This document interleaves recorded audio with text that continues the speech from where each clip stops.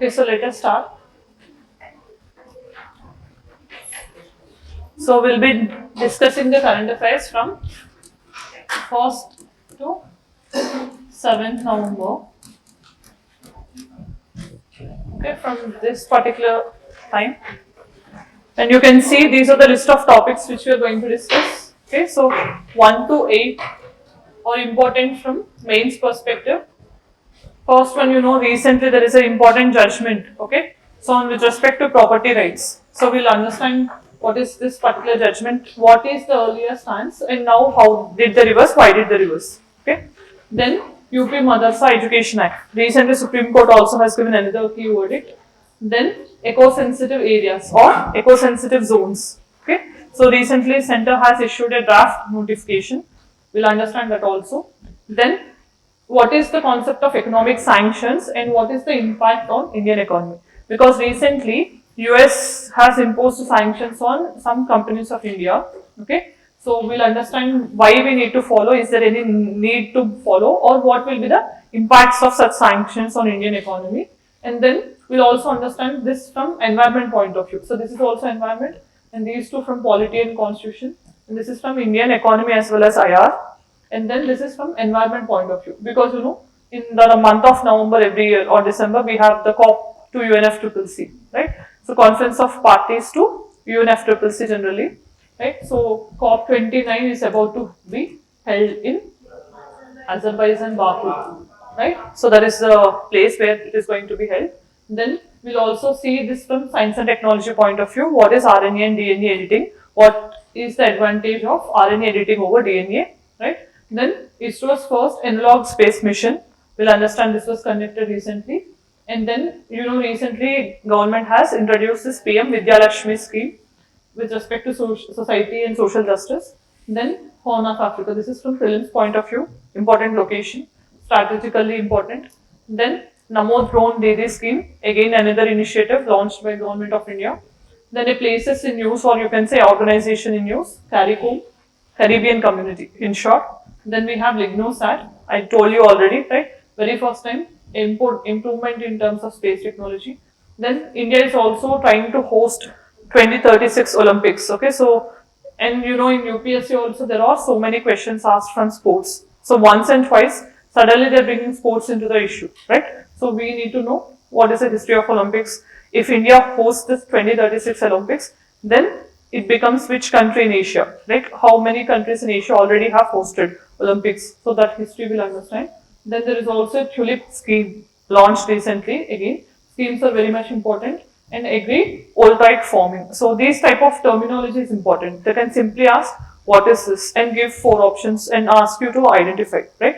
So this happened in the lines of International Solar Alliance that recently happened in Delhi, right? So keeping these things in mind, so let us start the discussion with first topic, that is Supreme Court with respect to, right? So then first topic is Supreme Court with respect to right to property. So if you have seen, this has been the major topic which has led to many cases in India, right? Right from the constitutional implementation. So first amendment in 1951 itself is surrounding to this right to property only, okay, with the introduction of some laws and acts. So first thing you need to know is, always there is a tussle between individual rights and the state's obligation.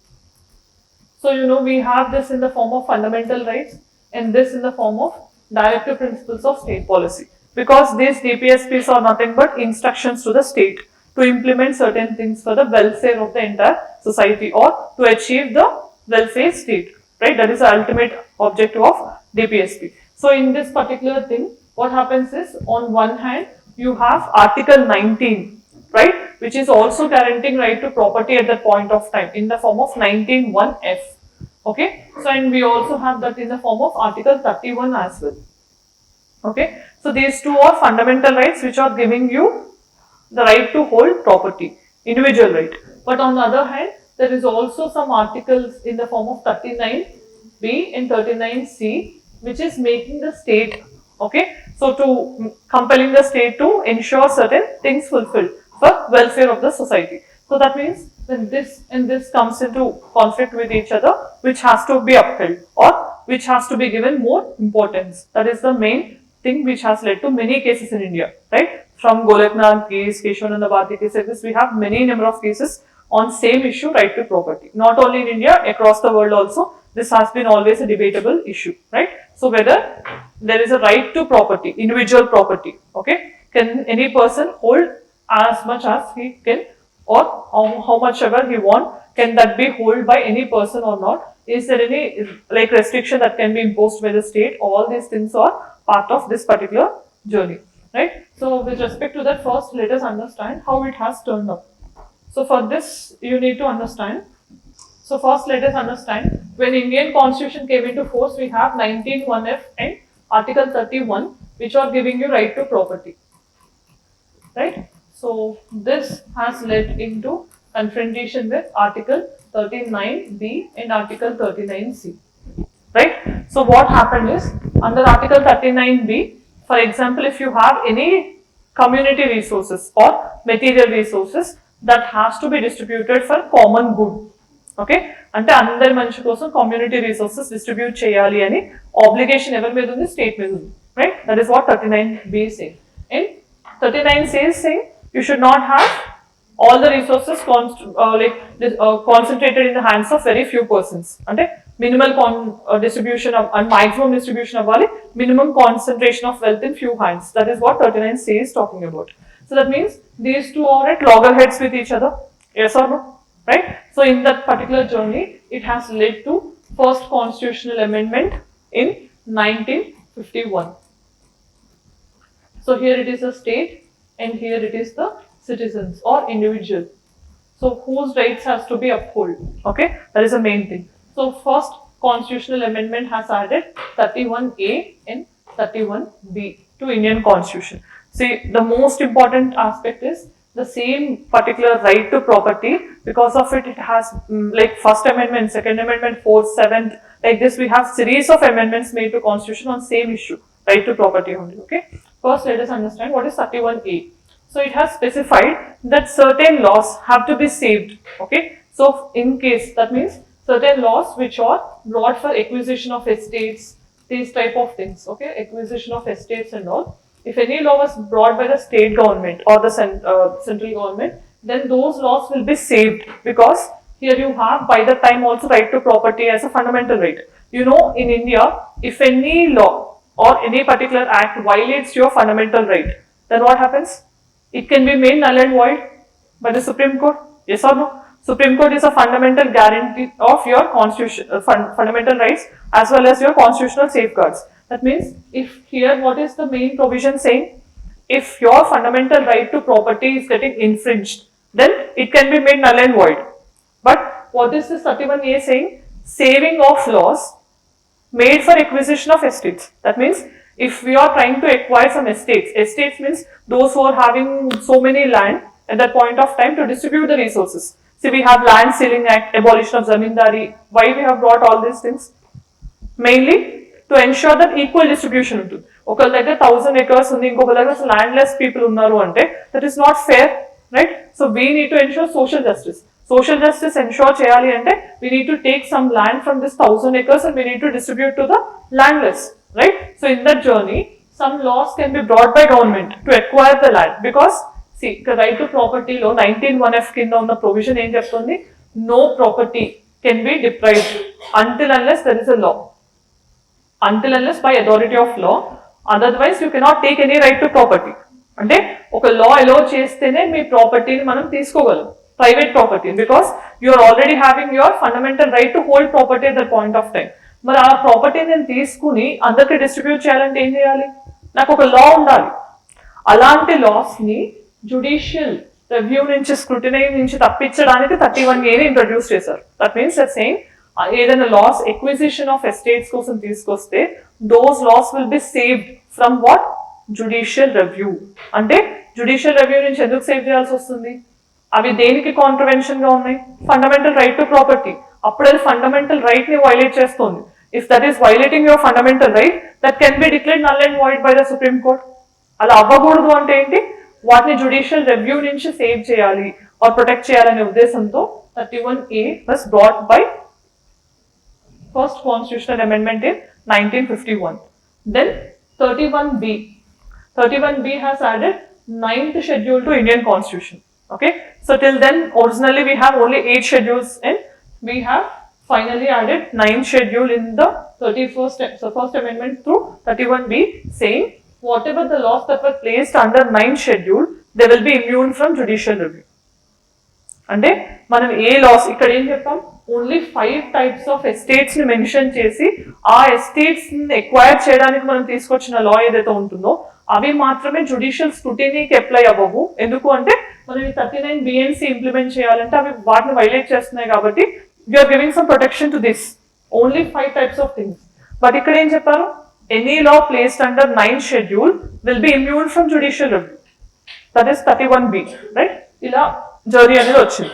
Then what happen, so subsequently 24th and 25th constitutional amendments కూడా జరిగాయి. Okay, over a period of time. In 1971, this finally happened. So with this, what happened? They have added Article 31C to Indian Constitution. Okay, 31C in చెప్పింది మనకి ఈ రెండు కూడా fundamental rights ఎప్పటి వరకు ఉన్నాయి, ఆల్మోస్ట్ 44th కాన్స్టిట్యూషనల్ అమెండ్మెంట్ 1978 దీన్ని తీసేసేంత వరకు కూడా మనకి ఇవి ఫండమెంటల్ రైట్స్ గానే ఉన్నాయి, అవునా కదా? సో ఇవి 1978 వరకు ఉన్నాయి, కానీ ఇది 1971 లోనే, అంటే అప్పుడు ఇది ఫండమెంటల్ రైట్ గా ఉంది. సో దీంట్లో 2 ప్రొవిజన్స్ తీసుకొచ్చారు. 2 ప్రొవిజన్స్ ఏంటి 31C లో? First provision, they said any law which was brought to implement 39 BNC will not be in violation of Article 14 and 19. 14 and 19 fundamental rights. Okay, 39 BNC implement చేయడానికి తీసుకొచ్చిన a fundamental right అయినా it is not a violation of 14 and 19, first para. And second phrase is saying అలాంటి loss ఏవైతే తీసుకొస్తామో 39 BNC implement చేయడానికి అవి judicial స్క్రూటినీకి immune అని చెప్పారు అన్నమాట. But this is the main challenge 31C in Kesavananda Bharati case 1973, a very important landmark case, you know, right? So this was the main challenge 1973. Then what happened? Supreme Court said no, right to property. Okay, so that means whether you can take away fundamental rights or not, that's the main question. So that means, so they said you can, but you cannot change the basic structure doctrine. That means certain basic things. And what did they mainly concern about? Here the first thing is saving of laws for 39 BNC. So the Supreme Court has upheld this. And so what did they say? This particular provision of not applying judicial review is the only thing which Supreme Court concerned at that point of time.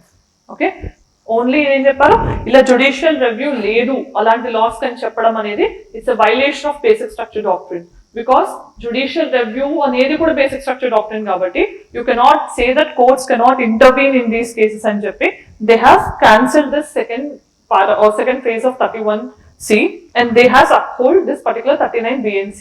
అలా మనకి ఏంటంటే judicial precedence ఏం పెట్టారు అంటే, today also this is a precedence you need to remember. So first ఎప్పుడైనా కూడా fundamental rights and DPSPs మధ్యలో conflict వస్తే which will prevail, it is all fundamental rights except 14 and 19 will prevail first. Okay, so then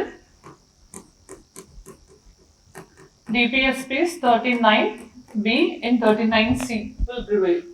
Okay, so then third, fundamental rights 14 and 19 will prevail. Then rest of directive principles of state policy will prevail. ఇలా ఒక order పెట్టారన్నమాట. ఎందుకంటే ప్రతిసారి fundamental rights ఇంపార్టెంటా, directive principles ఇంపార్టెంటా, ఎందుకంటే ఇవి rights of the citizen, ఇవేమో rights of the state. So మరి ఏది అప్హోల్డ్ చేయాలి అని ప్రతిసారి ఇవే ఇష్యూ కోర్టుకు వస్తుందని చెప్పి they have set the precedence. So in any situation all fundamental rights except 14 and 19, ఎందుకంటే అప్పుడు ఈ ప్రెసిడెన్స్ సెట్ చేసేటప్పుడు కూడా 19 కింద మనకు right to property fundamental right గా ఉంది. And if you are taking right to property from some individuals, it's a violation of Article 14, right to equality, right? So that is why they said except 14 and 19, all other will be given importance. Then it is the second 39 BNC, then all other, so fundamental rights like 14 and 19 and rest of the directive principles. So ila oka Supreme Court anedi oka precedence అనేది set చేసింది. ఎందుకంటే ప్రతిసారి right to property dispute అవుతుంది, ప్రతిసారి fundamental rights or DPSP. That's a main challenge before the supreme Court, right? Clear? మరి ఇప్పుడు ఈ issue ఎందుకు వచ్చింది అంటే మెయిన్ గా, సో ఇక్కడ మనం క్లారిటీగా మీరు అర్థం చేసుకుంటే ఇక్కడ ఓన్లీ 5 టైప్స్ ఆఫ్ ఎస్టేట్స్ ఏవైతే లాలో మెన్షన్ చేశారో వాటికి మాత్రమే ఉంది. బట్ ఇక్కడ 31B లో ఏం చెప్పారు? 9th షెడ్యూల్ ఏ లాస్ పెట్టినా అన్నారు. అది ఇనిషియల్ గా ల్యాండ్ రిలేటెడ్ రిఫార్మ్స్ కోసం ఇంప్లిమెంట్ చేయడానికి తీసుకొచ్చాం. బట్ ఇప్పుడు అన్ని లాస్ ని పెట్టడం స్టార్ట్ చేశారు. ఇది కూడా ఛాలెంజ్ అయింది కేశవానంద భారతి కేసు తర్వాత, ఐఆర్ కేల్హో కేసు, ఎస్పెషల్లీ 2007 లో. దాంట్లో ఏం చెప్పారంటే the laws which are placed before Keshavananda Bharati case అవి జుడిషియల్ స్క్రూటినీకి రావు. Those laws which are placed after judicial this basic structure doctrine Keshavananda Bharati case they are open to judicial review. అంటే 1973 తర్వాత 9th షెడ్యూల్ లో యాడ్ చేసిన లాస్ జుడిషియల్ ఇమ్యూనిటీ ఉండవు, అంటే ఖచ్చితంగా వాళ్ళు స్క్రూటినైజ్ చేసే ఛాన్స్ ఉంది అని చెప్పి క్లియర్ గా చెప్పడం జరిగింది. ఓకే, దెన్ ఇప్పుడు 31C లో ఏంటి? ఇది అప్హోల్డ్ అవుతుంది. అంటే ఎందుకు? ఇండివిజువల్ రైట్సా స్టేట్ రైట్సా అన్నప్పుడు మనం కమ్యూనిటీ రిసోర్సెస్, అప్పటి వరకు మీకు అర్థమవుతే మన పాలసీ అంటే సోషలిస్ట్ పాలసీ ఫాలో అయ్యాం మనం, right? So prevention of concentration of wealth in few, bank nationalisation కానీ ఇలాంటివన్నీ. Why did we do nationalization of banks? That is also socialist tendency only, right? So when we try to ensure that there is common resources in everyone's hand, right? We don't want the concentration of resources or the wealth in few hands. అవునా కదా? Private banks nationalise చేసాం అంటే ఏంటి? అందరికీ కూడా accessible గా ఉండే విధంగా మార్చాం దాన్ని. These are all indicating that we are following the socialist angle at that point of time. But today, if you have seen, this has been different. Okay, so ఇప్పుడున్న వర్డిక్ట్ ఏంటి అంటే మెయిన్ గా, అంటే ఇక్కడ మనకి తర్వాత ఏమైంది? ఈ జడ్జ్మెంట్స్ వీటన్నిటి తర్వాత 44th amendment has repealed right to property. ఎందుకంటే అలా నెంబర్ ఆఫ్ కేసెస్ వస్తూనే ఉంటున్నాయి రైట్ టు ప్రాపర్టీ గురించి. Then we have repealed this as a fundamental right and now it was only a constitutional right under 300A. Article 300A of Indian Constitution is now recognizing right to property and only as a constitutional right. It's not a fundamental right anymore now. Okay, so it is under part 12 of Indian Constitution from 300A. Okay, so ఇది గుర్తుపెట్టుకో. అంటే ఇప్పుడు ఒక fundamental right లేదు కాబట్టి మనకి ఇంత disputes రావట్లేదు రైట్ టు ప్రాపర్టీ గురించి. But now what is the case? Okay, so now we have understood that means in case if the state believes that there has to be equal distribution of resources, they can take away the private property. ఇదే కదా ఇప్పటి వరకు మనం అర్థం చేసుకుంది. But what happened is earlier times, so అంటే state కి ఏదైనా ప్రైవేట్ ప్రాపర్టీని కామన్ రిసోర్సెస్ కోసం ఎక్వైర్ చేసే కెపాసిటీ ఉంది అని చెప్పి ఇంతకు ముందు సుప్రీంకోర్టు జడ్జ్మెంట్ లో చెప్పింది. అంటే ఇప్పుడు నేను గవర్నమెంట్ గా ఒక ల్యాండ్ ఇది ప్రైవేట్ ప్రాపర్టీ అయినప్పటికీ కూడా నాకు కామన్ రిసోర్స్ గా అనిపిస్తే ఐ కెన్ ఎక్వైర్. ఆ ఎక్వైర్ చేసేటప్పుడు ఏంటి? మనకు ఒక లా ఉండాలి. ఫస్ట్ నుంచి అదే చెప్పాను, no property can be taken until unless there is authority of law, right? ఒక లా ఉండాలి, ఆ లా ప్రకారం మనకు అథారిటీ ఉండాలి.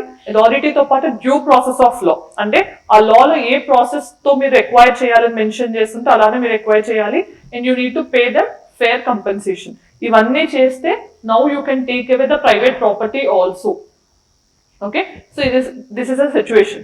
But now what happened is, now present 9-judge bench of Supreme Court, they clearly said మీకు ప్రైవేట్ ప్రాపర్టీ ఏదైతే common resources అనుకుంటున్నారో కమ్యూనిటీకి సంబంధించిన ప్రాపర్టీ అనుకుంటున్నారు, ప్రతిదీ ప్రాపర్టీ మీ కమ్యూనిటీ రిసోర్సెస్ కోసం డిస్ట్రిబ్యూట్ చేయలేరు అని చెప్పారు. అంటే మీకు ఏ ప్రాపర్టీ కనిపించిన ప్రైవేట్ లో అది కమ్యూనిటీ రిసోర్స్ కాదు.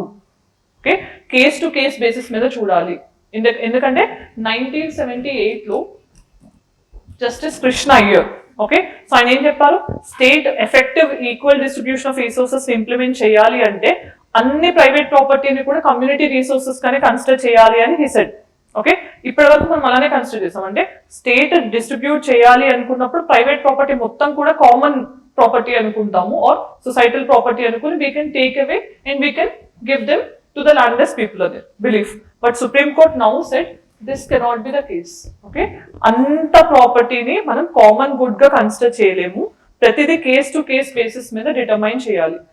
దానికి కొన్ని క్రైటీరియాస్ మెన్షన్ చేశారు అనమాట. అంటే మనకి ఎందుకోసం తీసుకోవాలనుకుంటున్నాం, అక్కడ లిమిట్స్ ఎలా ఉన్నాయి, దాని వాల్యూ ఎలా ఉంది, ఇలాంటి కొన్ని లిమిట్స్ సెట్ చేసి దాని ప్రకారం మాత్రమే we can assess weather that is a private property or common good కి సంబంధించిన ప్రాపర్టీ అనేది has to be decided and supreme Court has given the verdict. That's the main thing, right? Is that clear now?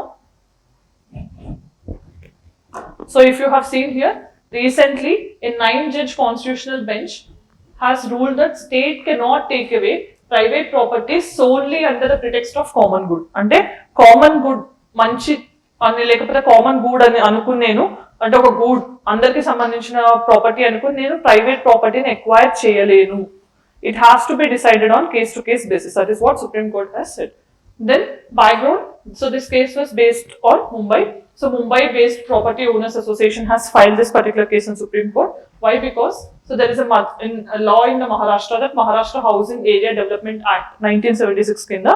So the state can have the right to acquire private property by paying some compensation. Okay. So వాళ్ళు దీన్ని oppose చేశారు. Private ప్రాపర్టీని state ఎలా acquire చేస్తుంది మా choice లేకుండా అనేది, that was a question and it finally went to supreme court of India. Now let us understand. So ఇక్కడ నేచర్ ఆఫ్ ప్రైవేట్ ప్రాపర్టీ గురించి ఇది మొత్తం అసలు ఇప్పుడు చూస్తే మనకి మొత్తం లీగల్ స్టోరీ అంతా కూడా ప్రైవేట్ ప్రాపర్టీ చుట్టే ఉంది ఇండియాలో ఎక్కువ, right? So it has evolved through constitutional amendments and you see initially it was part of fundamental right under 19(1)(f) and Article 31 of Indian Constitution. But 44th Amendment has removed it as a fundamental right. It was not anymore a fundamental right. And it was placed under 300A as a constitutional right. This is good call. This can be asked. Okay. Then it said only through due process of law and by paying some fair compensation only any private property can be acquired by the state. Now, okay, because it's not a fundamental right. Then what is the present Supreme Court ruling? So majority of opinion అంటే ఈ 9 judgments లో 5 is the majority. There is dissenting opinion also. కొంతమంది వ్యతిరేకించారు judgement ని కూడా. Justice Krishna Iyer, they have found that it is totally unsustainable. ఎందుకంటే what Krishna Iyer said, all private property can be considered as common good. Okay, that is the reason. So they said all private property considering as a community resources is unsustainable. Okay, అంత private property కూడా మన common good కోసం అనుకోవడం అనేది it's not correct అని చెప్పి they have reverse the verdict now. And the court rule not all private owned property could be material resources of the community under 39B of the directive principle and this should be assessed on case to case basis. అంటే ప్రతి కేసులో ఇది అవునా కాదా కొన్ని criterias mention చేసి అవి fill అయితేనే అప్పుడు అది కామన్ గుడా కాదా అని ప్రతిదీ ఇంటర్ప్రిట్ చేయాలి అని supreme Court has said. Then it has overturned the 1978 judgment set by Justice Krishna Iyer by interpreting this 39B. Okay, ఆయనేమో ప్రైవేట్ ప్రాపర్టీ అంతా కూడా కామన్ గుడ్ గానే కన్సిడర్ చేయాలి మనం అని చెప్పి అన్నారు. But this now judgment set private property మొత్తం కూడా కామన్ రీసోర్స్ అవ్వదు ఆర్ మెటీరియల్ రీసోర్స్ అవ్వదు. ఎవ్రీ కేస్ ని ఇండిపెండెంట్ గా మనం చూడాల్సి ఉంటుందని the judgement has given. 39B ఏం చెప్తుంది? Redistribution of resources for common good. Okay, so ఇక్కడ మనం చూస్తే ownership and control of material resources has to be distributed among the community and it has to be serving the common good. ఆ purpose serve చేయడానికి we have to redistribute the resources. That is 39B saying. What is 31C? As inserted by 25th constitutional amendment. 31A and B ఏమో first constitutional amendment and 31C was inserted by 25th constitutional amendment Indira Gandhi time.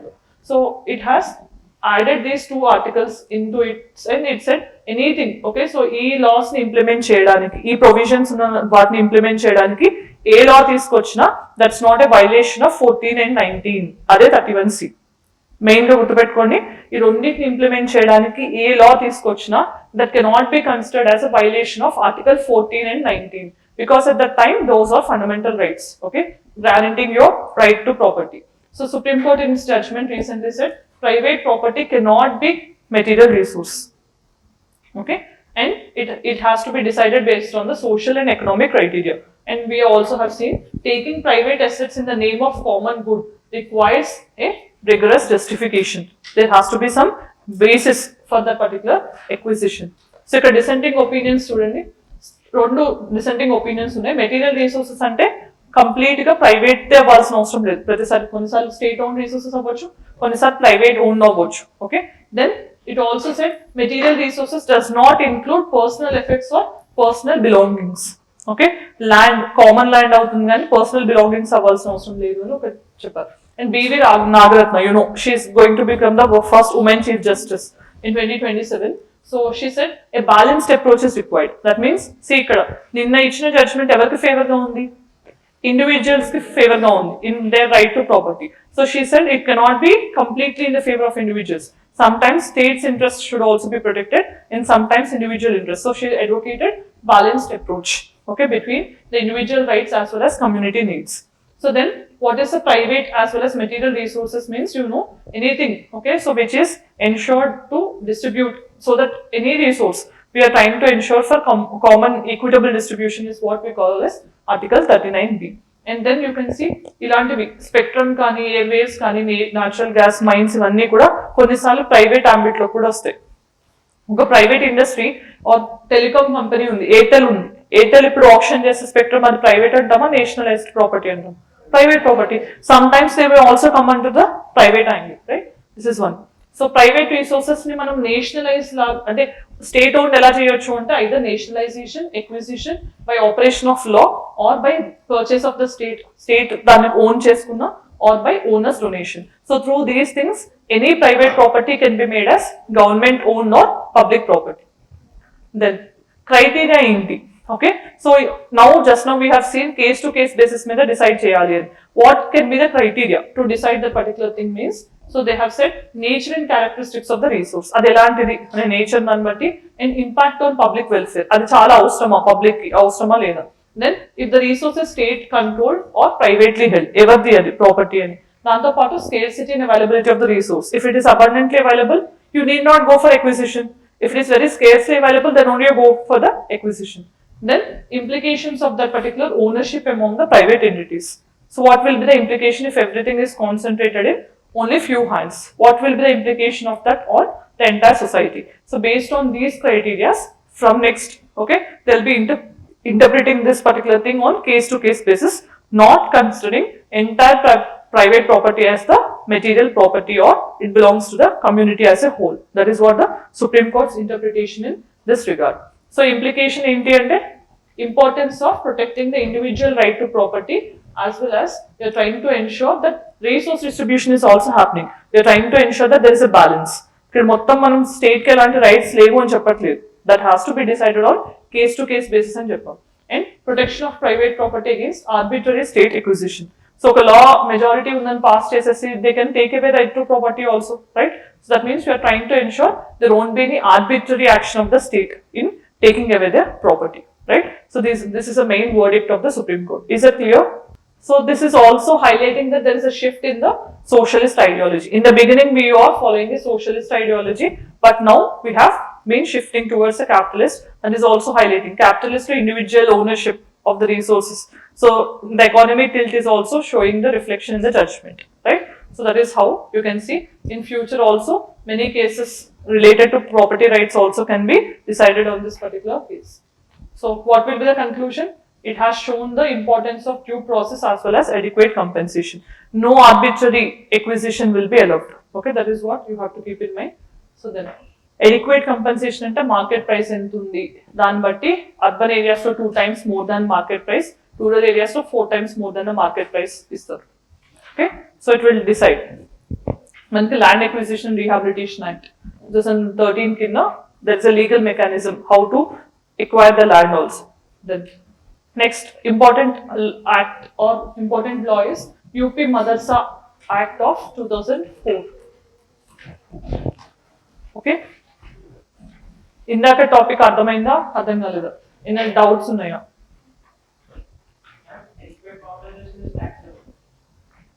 Compensation depends on the quantum of the compensation.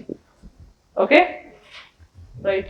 So then UP Madarsa Act. So this was initially passed by UP government in 2004. Okay, so why? To regulate madrasas. What are madrasas? Religious educational institutions of Islamic community. Okay, so what is the main need here is, so there were so many allegations that in madrasas it was not religious education, but they're trying to encourage radicalization or this type of things and all. So based on these allegations, they want something to be regulated, because you know under Article 29 and 30 we have some rights given to minorities as well. Especially under Article 30 we have a right for minorities, not only minorities, religious and linguistic minorities, to establish educational institutions of their choice, right? So with their choice they can establish madrasas also, right? But what is happening? So in the name of madrasas, they are infringing the ideas of secularism. That is the main thing, okay, which has driven the UP government to enact a separate law.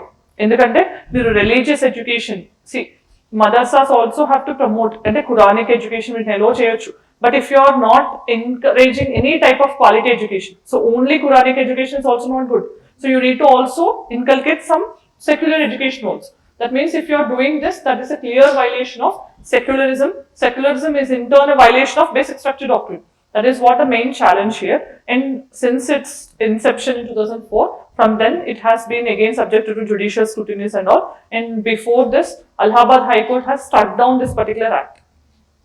Okay. In that mundu entante ee judgment raakamundu Allahabad High Court, UP High Court has struck down this particular act saying it's a violation of secularism.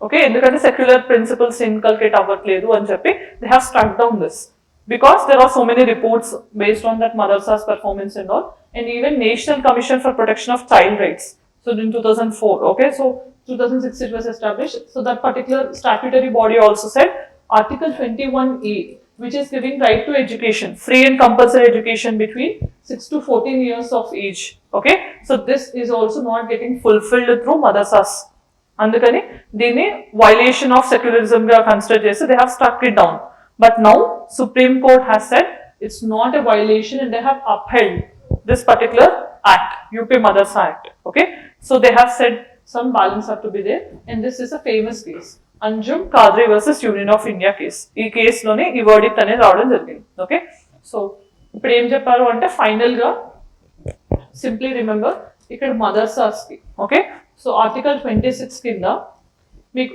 25 తెలుసు right to freedom of religion that is individual freedom of religion 26 is right to manage religious affairs that means collective rights or group rights ఒక denomination గా religious denomination గా form అయ్యి మనం you can have our collective rights ensured that is what article 26 is talking about same way 29 and 30 also right to manage or right to conserve your culture language script etc and article 30 talks about your right to education institutions also that means all these rights are there right so that means these rights are ensuring that you can establish an educational institution of your choice and you can also practice your own religion but on the other hand state is also having some compulsion in the form of article 21A where it needs to ensure freedom of education so free and compulsory education also has to be imparted between 6 to 14 years of age and what Supreme Court said with respect to this, there is a need for positive secularism. Because you know, in India, we are a secular state and we are following positive secularism also. Positive secularism means two things. State doesn't have any official religion of its own. No official religion here. Okay? And second, it should treat all religions equally.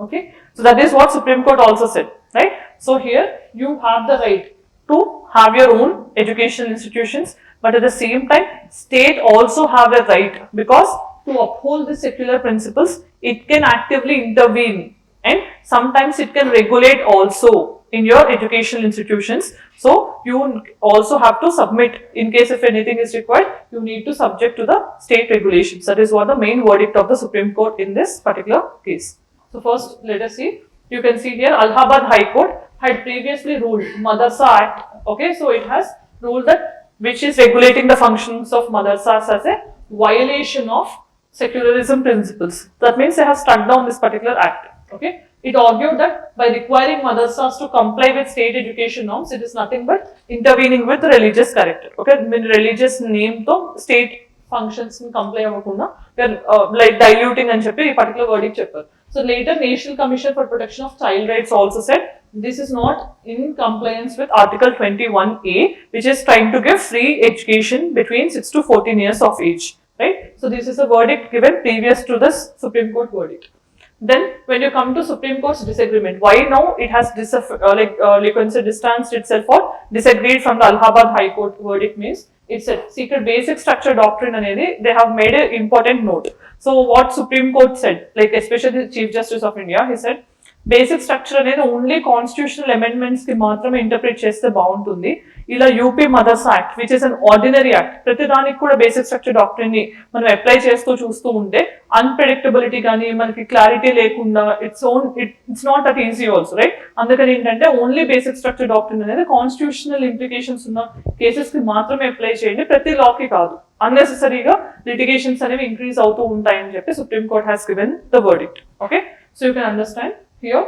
Former Chief Justice A.N. Roy also said, applying this doctrine broadly can lead courts to essentially rewrite the constitution, leading to an element of unpredictability. Okay, that means unnecessarily మళ్ళీ ప్రతిదీ interpret చేయాల్సిన అవసరం వస్తుంది. ప్రతి case కి basic structure doctrine apply చేస్తే, అలా కాకుండా ఓన్లీ కాన్స్టిట్యూషనల్ కేసెస్ కి మాత్రం ఇంటర్ప్రిట్ చేస్తే దట్ వుడ్ బి గుడ్ అనేది ఇంతకు ముందు జడ్జ్ కూడా ఇచ్చిన ఒపీనియన్. సో ఇక్కడ చూడండి, instead chief justice what he said, ordinary legislations ekkada focus undali, only legislative competence. That means is that person who have brought the law having the authority to make the law or not, or is it violation of fundamental rights or not, ivi maatrame ordinary law vishayamlo chudali, prati daniki basic structure doctrine ki link cheyoddu ani cheppi Chief Justice of India also have said. Then so what is positive secularism? So if you have seen in 1994 SR Bommai case also, they said secularism itself is a basic structure doctrine. Okay, so part of basic structure doctrine. So court said, by regulating and recognizing madrasas, state was not undermining secularism. ఎందుకంటే మీకు minorities educational rights ఎలా ఉన్నాయో అలానే secularism name ని protect చేయాల్సిన duty కూడా state కు ఉంది కాబట్టి they have that right to regulate. Regulate అంటే ఏంటి, మానిటర్ చేసి in case if something is going wrong they can correct it. That is also the right under secular principles. So why? Because they also need to ensure minority communities also have quality education.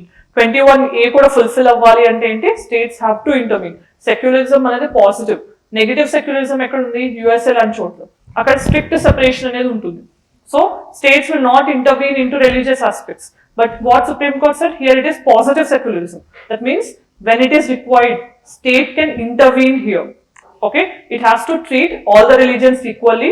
So that is why it needs to ensure that every religious minority is also getting equal education, quality education also, right? So that is why we need to ensure that states also have the right to regulate the religious affairs. And 25 to 30 also, you know, what is it guaranteeing you? Freedom of religion, okay, for linguistic minorities also. And you know, secularism is the very basic principle of Indian constitution. So secularism means two things have to come to your mind. First one, no official religion of the state. Second, treating all religions equally. These are the two main principles. Then next, Supreme Court's comment here. So what is a state's responsibility means? It said clearly, states' involvement in religious education should only be in a substantive equal mode. Okay, that means only Muslims ni control chestunattu kaakunda every religion has to be treated equally in terms of regulation. That is what Supreme Court has opined. And court also said state's responsibility to create it equally for all citizens. The quality of education is also the important role. Then perspective is ఇక్కడ 14 and 15 discrimination ఉండకూడదు, అందరికి equal గా ఉండాలి. Minorities అంటే ఇక్కడ only madrasas విషయంలోనే state active గా intervene అయ్యి మిగతా వాళ్ళ విషయంలో పట్టించుకోకుండా అలా ఉండకూడదు. అందరికి ఈక్వల్ గా మనం అప్లై చేసుకోవాలి, ఆర్ డిస్క్రిమినేషన్ లేకుండా అందరిని అలానే చూడాలని supreme Court has said. And Supreme Court rejected that secularism required complete separation of religion from education. అవసరం లేదు. Secularism లో education religion sponsored గా కూడా ఉండొచ్చు, but we have to treat them so that religious education is also having place with secular education. ఎందుకంటే 29-30 are giving the rights to the religious minorities as well. Yes or no? So when you're given some rights, you also have right to stay along with the secular education. Religious education can also exist with secular education. That is what the main principle. So what are religious rights? Religious rights ever kunai? Minority education institutions. They are there under 26 and 30. Okay, different articles are talking about this, and you can see here mainly 26, right to manage religious affairs. That is there for madrasas especially. Okay, so that is the main thing. And however, it also has clarified state has a legitimate interest in ensuring quality of education under 21A. So దానివల్ల state మీకు ఎంత right ఉందో states కి intervene అయ్యే right కూడా అంతే ఉంది, because quality education provide చేయాల్సిన డ్యూటీ స్టేట్ కు ఉంది. అలానే మదర్సాస్ కి కానీ రిలీజియస్ ఇన్స్టిట్యూషన్స్ కి సెక్యులర్ ప్రిన్సిపల్స్ వల్ల, ఫ్రీడమ్ ఆఫ్ రిలీజియన్ వల్ల వాళ్ళ ఓన్ రైట్ కూడా వాళ్ళకు ఉంది. There should be balance. That is what the outcome of the Supreme Court judgment. So then, what is the right? Here I just told you, minority educational institutions ki autonomy అనేది ఉండదు, complete autonomy ఉండదు. Okay, that means state మీరు ఎందుకు మా విషయాలు జోక్యం చేసుకుంటున్నారు అనేంత స్కోప్ ఉండదు. They have the right to establish an educational institution, they can run their educational institution, but they cannot say we are having complete freedom. It's not absolute. They are subject to restrictions of the government. Okay, so if they're doing something against the country's interests, then there can be some intervention by the state. That is what you have to keep in mind. So it is not entitled to autonomy. Okay, so it is not absolute. Autonomy అనేది complete గా కాదు, absolute గా కాదు, only restricted mode లో మాత్రమే వాళ్ళకు ఉంటుంది. Right, then state can also set some standards in education, imparting education and all. The same time regulation cannot infringe upon the fundamental character of the institution. So you can impose certain restrictions, and there should be a balance between right to manage religious institutions in 26, the same time to ensure education in these institutions 21A. So ఇలా మనం individual rights తో పాటు అంటే institution rights తో పాటు state యొక్క right 21A మన free and compulsory education ఉంది కాబట్టి అది కూడా రెండు బ్యాలెన్స్ చేయాలని supreme Court has said. So main గా జడ్జ్మెంట్ ఏంటి అంటే, so Madarsa education is always considered to be poor quality education in the main allegation though. Supreme Court said this is not the case all the time. Okay, so Article 21A కింద మనకి compulsion ఉంది కాబట్టి we need to provide quality education so that Madarsas are not violating this principle of 21A, right? And it also emphasized religious education is distinct from religious instruction. Instruction and enti to do some particular act. Religious education means you are trying to teach the Quranic verses and all. That means you are trying to say the essence of the particular religion. So that is different from this. So constitution is allowing for formal within the framework of minor institutions. అంటే మనకి religious education scope ఉంది constitution లో. Religious instructions ఇలాంటివి చేయండి ఇవి చేయకూడదు అని చెప్పడానికి కాన్స్టిట్యూషన్ మనకు స్కోప్ ఇవ్వలేదు, కానీ we are given some freedom to manage your religious institutions. That is what the supreme court verdict. So మొత్తం సిగ్నిఫికెన్స్ ఏంటి అంటే, in short simple, so we are giving some rights for minority institutions also to run, and they have to subject themselves to some limitations imposed by the state. Because freedom ఉంది అని మన ఇష్టం వచ్చినట్టు మనం education impart చేయకూడదు. So there has to be secular education, not infringing anything against the secular principles. At the same time, state can also take active intervention in the educational institutions if they feel they are not imparting quality education under Article 21A. That's a total outcome of this particular verdict. Right? Clear?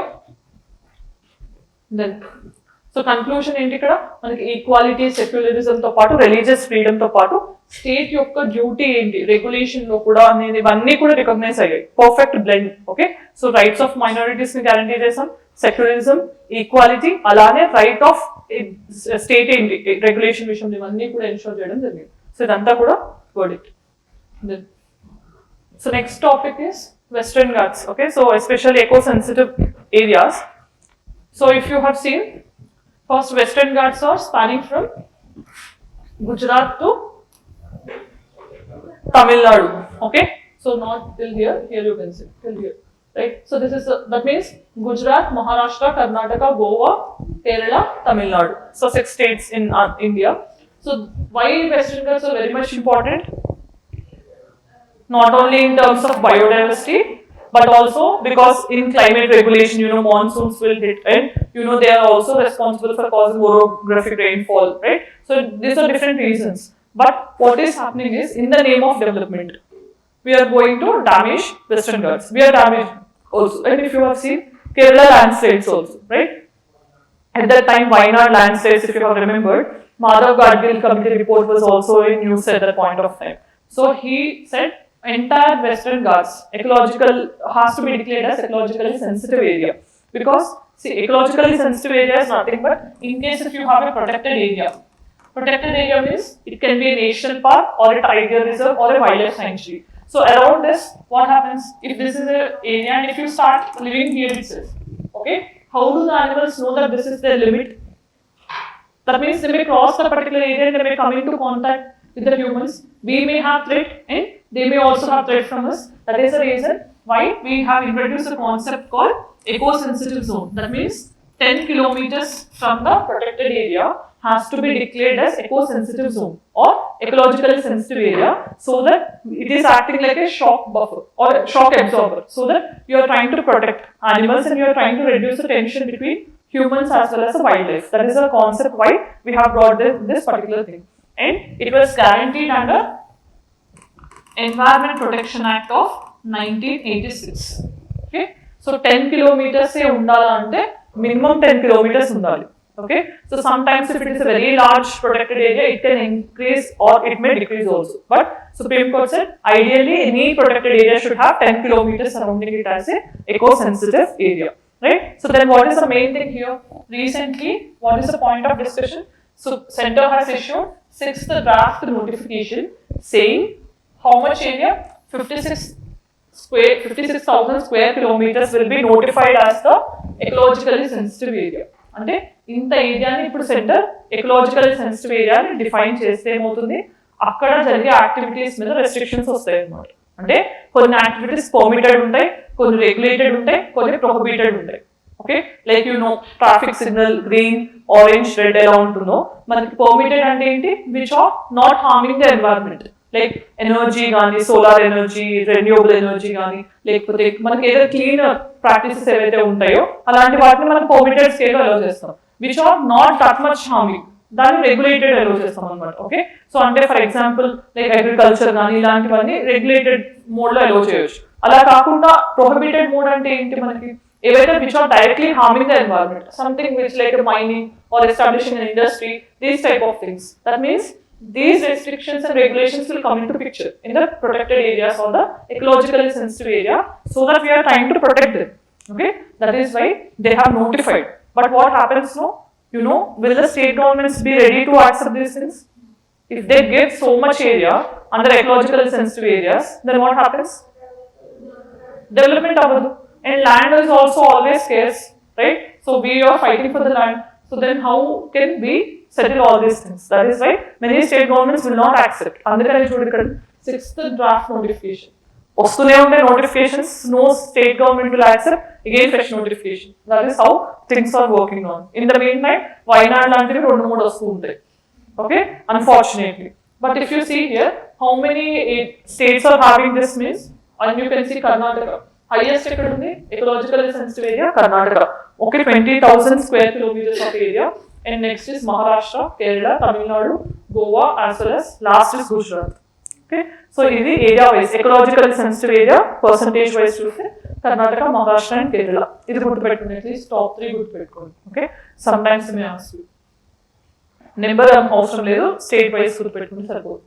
So అసలు ఈ question examination 2017 లో direct question, how many states నుంచి western Ghats are passing అనేది. 6 states.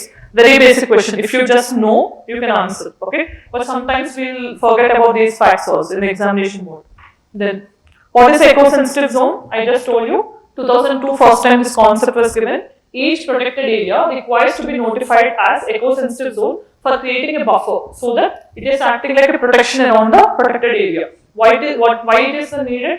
Because it is going to create a shock absorber around the protected area, and then because it has a unique biological resource, it supports biodiversity.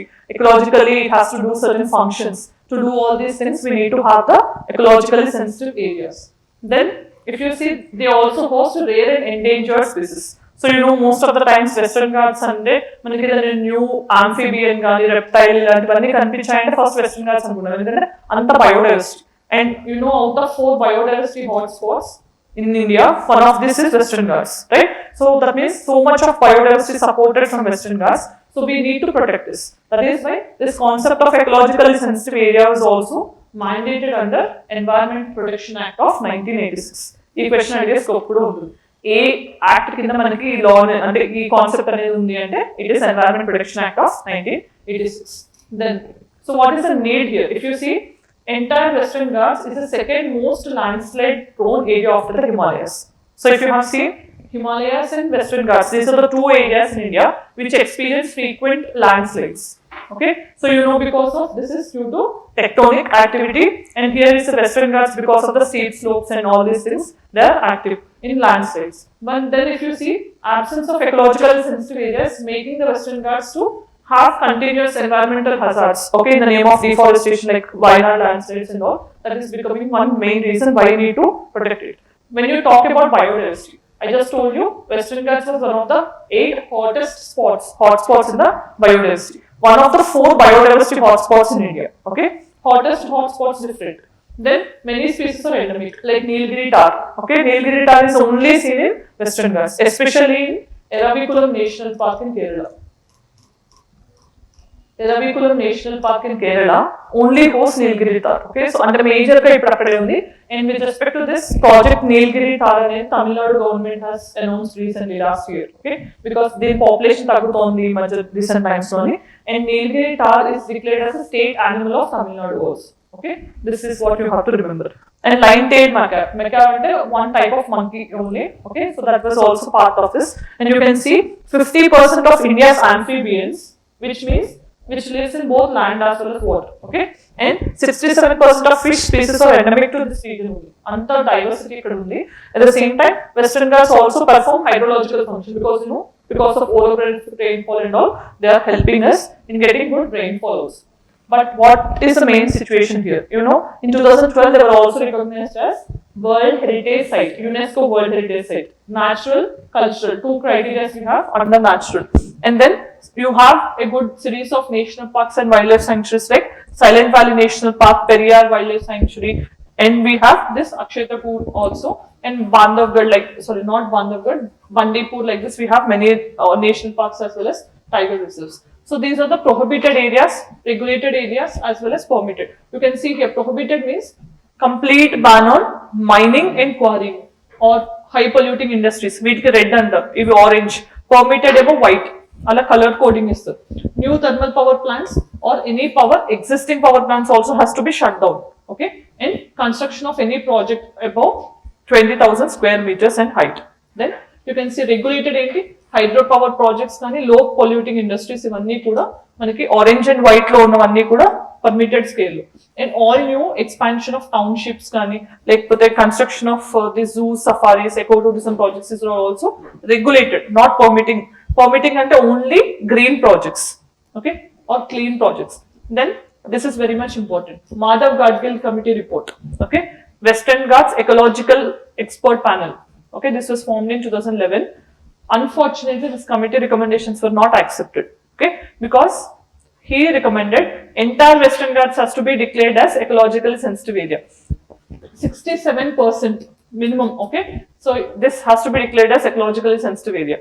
So states are not accepting this particular thing because they have to keep all the land as a protected area or ecologically sensitive area. So with this, states are not happy. Recommendations were not accepted. Unfortunately, because of this, this is leading to restricting the developmental activities. So it was not accepted, and it said forest rights and sustainable livelihoods should be there, and there should be some authority also, okay, to monitor what is going on in the Western Ghats and what should be allowed and what should not be allowed and all. So then, after these recommendations were not accepted, another committee under Kasturi Rangan was formed, and he reduced the extent. Okay, so from 68% to 37% only. Now recommendations were accepted. Okay, but still you can see it has focused more on regulating the developmental activities, and it said only core areas. Okay, మొత్తం ecologically sensitive area కాకుండా core area ఎక్కడైతే biodiversity ఎక్కువ ఉందో దాన్ని మాత్రం preserve చేయడానికి try చేయండి అని it has diluted the provisions, you can see, right? Then it has focused more on development, okay, rather than on ecology and conservation. It also recognized the importance of sustainable livelihoods, but with little emphasis on the forest rights. Okay, that is the main thing, how these things have changed over a period of time. Then what is the conclusion? Western Ghats, always you need to know, that is mainly naturally important area also, right? So if you are not having the climate mitigation will not happen, rainfall if it is not there, or if you lose biodiversity also, entire things are the repercussions which we face, okay, in the form of climate change and all. So it's not possible for anything, okay. So only fencing of Western Ghats is very much important. Fencing and through the form of ecologically sensitive area, it is very much important. Then next topic is sanctions and its impact. As I just told you, the introduction thing is here the US has imposed sanctions means what? Some things, okay, so that you can do this and you cannot do this, okay. So in international relations, this is a quite common term. So US has imposed some sanctions on some organizations as well as India on 12 countries along with India. So including India, right? What is the main thing is it all started with Russian invasion of Ukraine. So now as some companies of India are supplying some defense components to Russia, they have imposed a ban or sanction on India, right? So in this regard, let us understand, is it very much important to comply these sanctions or not? First, we need to know what are international sanctions or economic sanctions. Sanctions can be financial or it can be trade penalties imposed by one country against another country or an organization or an individual also sometimes, right? So then what is the thing? It generally applies to economic, trade, political as well as other diplomatic pressures. So if you have seen in the case of India and Canada, when this Khalistan issue happened and these tensions are going on, recently we have recalled our Canadian diplomat station in India, and they also have asked Indian ambassador station in Canada to go back, right? So that means sometimes diplomatic sanctions also will be imposed. If there is any terror attack in India by Pakistan, we'll also ask his High Commissioner, Pakistan High Commissioner, to move away. Or these type of things are quite common, right? So that means we are trying to exert some pressure. Because, see, if you are doing something, if you are exerting some pressure to change the behavior, that is the main objective of imposing sanctions. That means if you are doing something which we don't like, if you are doing something and I don't like it, I have to impose some pressure on you in the form of sanctions so that you are going to change your behavior. That's the main objective of imposing sanctions, right? So, how many types of sanctions will be there? You can see here. Economic sanctions first, okay? So economic sanctions means, like if you have seen when Trump was the president of USA in his first term, China and USA has engaged in trade war, okay? So they have imposed high tariffs on China products, and China also has increased more tariff on US products. In that way, they have resulted in a trade war. So that type of economic sanctions can be imposed. Or if India is importing oil from Iran, at that point of time also US has threatened us with sanctions. That is also economic. That means they'll threaten this country by imposition of some tariffs, barriers, trade barriers, etc. and all, right? Then diplomatic sanctions, so calling off the ambassadors, recalling them and all. In that way also some sanctions can be imposed. Example is in the recent India and Canada context. Then military sanctions. So when India tried to buy S-400 Triumph missile system from Russia, that is the fastest missile system in the world. When we tried to buy it, US said no, you cannot buy it. That means, how can US intervene into Russia and India's relations?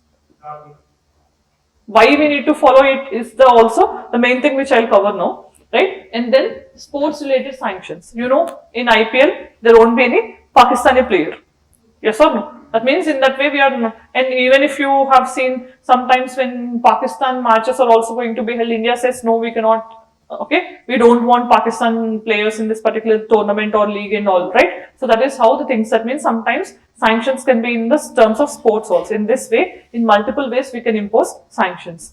Now let us understand. So sanctions are normally lifted only when the terms and conditions are met. That means if I ask you not to import Iranian oil, if you stop importing Iranian oil, then I may lift off the sanctions. That means why they are imposed? Because this forms generally part, when you generally don't comply, more sanctions will be imposed. If you comply, sanctions will be removed. Sanctions are expected. Why sanctions are imposed? To ensure that you are complying to what I say. Yes or no? You want to, like I want you to do what I want from my side. Okay? You have to listen to my stand. That is why I am imposing some sanction or pressure on you, so that you are listening to my stand. So what are the uses? Sometimes sanctions can be useful when they are trying to combat money laundering, terrorist financing, or when they help in solving some financial crimes. Okay, so these type of things will be the positive aspect of sanctions, right? So when Pakistan is in like sponsoring terrorists in the country and all, so using FATF, Financial Action Task Force, we have imposed some blacklist and grey list. We didn't place it in the blacklist, but grey list. Grey list also means some warning. We are giving some warning to non-cooperative countries who are encouraging the terrorist financing and all. If you don't change your behavior, then you will be placed under blacklist. If you are placed under blacklist, no country will give you loan, no country will engage in trade relations, no organization will come to your rescue. So that is how we are trying to set the things clear again, right? So that is one way. Then how do this work? So I just told you, when a nation imposes any sanction, they have to comply. That means any person in that particular country also have to comply. So for example, if US has imposed a sanction on India, that doesn't mean only Indian government has to comply. Indian individual or Indian organization also has to comply it, because we are also part of the territory, right? Then if any international body like UN imposes sanction, then it will be binding on all the member countries. So member countries also has to comply. This is how this normally operates. Then if you see why we need to follow US based sanctions, we already have an act passed in the US Congress, that is what? CAATSA, Countering American Adversaries Through Sanctions Act. Okay, so under this particular thing, in any situation, if like USA has imposed sanctions, okay, on adversaries. Who are adversaries to USA? Russia, Iran, North Korea. These are the three countries which are placed under CAATSA. If any country has engaged into trade relations with these three countries, then USA imposes sanctions on those countries by CAATSA Act. And what is the reason why we need to comply to US sanctions means US is the largest global economy and the rich country, you can see, and it is amounting to almost $28 trillion. We are aspiring for $5 trillion, you can understand, 5 times more than that. Okay, and then US dollar is a primary currency. Global supply, if you see, 60% of the global forex reserves are in the form of dollar only. That means because of its strong dominance in the economic domain, it is trying to impose sanctions. That is the main reason. At the same time, US sanctions are also supported by its allies like European countries, Japan, Canada, Australia, who are all the allies. They are also supporting the sanctions. So this is making USA to enforce more and more sanctions, right? Then what will be the challenges here? In case if US is imposing some sanctions, what will be the main threats? So you can see here, it may disturb our trade with Russia, Iran as well as China, because these are not good countries to USA, right? Then sanctions, if they are imposed, then for example, India is importing very good pharmaceutical things to Russia. If any sanction is imposed, this trade gets hurt, right? That means entire supply chain also gets disrupted. That means Indian economy will suffer trade loss also, right? At the same time, if you see, India is importing 85% of its oil requirements, especially from Persian Gulf and Iranian, these type of countries. That may also hurt our things. That means how to again meet our energy requirements, at the same time how to get the oil at a cheaper price, like how Iran is supporting us. These are also one main issue. At the same time, sanctions sometimes disturb the international payments also. Like, you know, after Russian invasion of Ukraine, Russia has from SWIFT. SWIFT is nothing but a financial exchange mechanism regarding the transactions and all. So when it is exited from the SWIFT and all, we don't know how Russia is transacting and all. That also may disturb the entire financial system.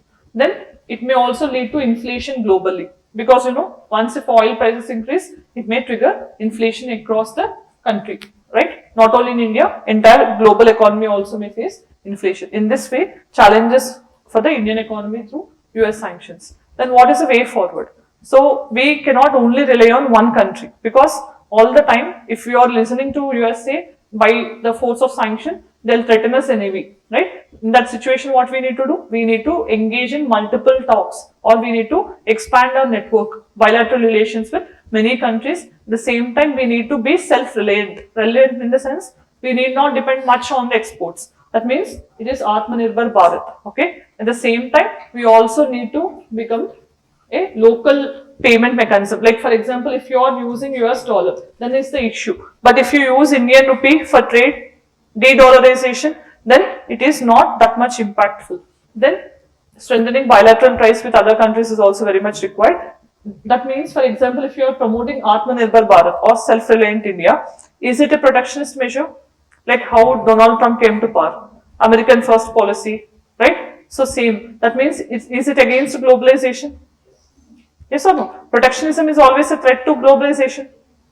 Suddenly, you are cutting down all the ties and you are trying to increase your own production. That means you are not depending on any other country. That is also a violation of globalization and its principles, right? In this way, we have multiple challenges also when this type of things happen, okay? So this is one issue. Then next topic from environment is, so you know, like as we have COP29 to be held in the month of November. So first thing we have to discuss here is this target of 1.5 degrees centigrade, which we have kept in Paris Agreement, okay? So is that realistic? Are we able to meet this particular target is the question, right?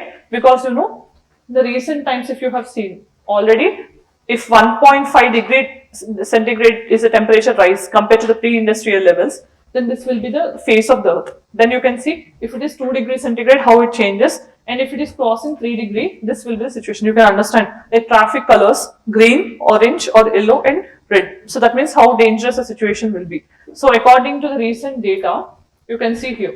Okay. So last year was 1.45 degrees Celsius increase already. That means we have kept a target of only 1.5 degree centigrade, right? But already last year 1.45. That means only 0.5% is still left. Okay, 0.05% is left. Okay, that means if this also increases, then we cannot meet our targets kept under Paris Agreement. That is an alarming situation, right?